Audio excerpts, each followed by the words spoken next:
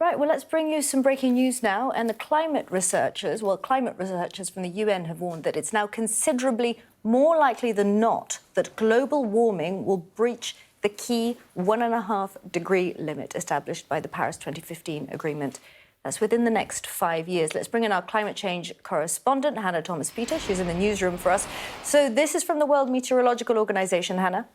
It is, and it's a sobering warning. It's the first time that these scientists have said, and they make a yearly prediction on this, that it's more likely than not that we will temporarily breach the 1.5 degrees temperature threshold by 2027. They've also warned that Arctic heating is likely to be 3 times faster than the rest of the world, and that it's 98% likely that at least one of the next 5 years is going to be the warmest on record. So why is this? Why has the prediction suddenly jumped from 50% likelihood of exceeding 1.5 to 66% likelihood of exceeding 1.5? Well, emissions continue to rise. They are heading in the wrong direction, and with those rising emissions, heat is going up too. Last year was one of the warmest on record. We've seen droughts in the southern US. We've seen ongoing droughts in Europe and problems with the water table. We're already at around 1.2 degrees of warming, as you can see from our climate data sheet there.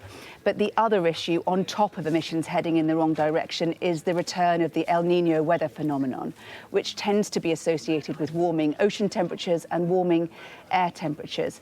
Now, as I said at the beginning of this report, the scientists did say that it was worrying but potentially temporary that we exceed 1.5.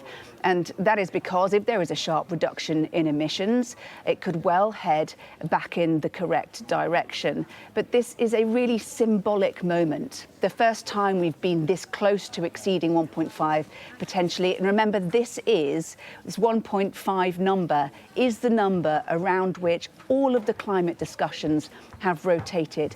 The number that diplomats have been holding on to tightly because they fear that without agreement that 1.5 degrees is still possible, people will go in their own directions. Big oil and other fossil fuel generators will have permission to continue to emit carbon, and that we will lose the centre of gravity that has proved so important in climate discussions and global agreements so far.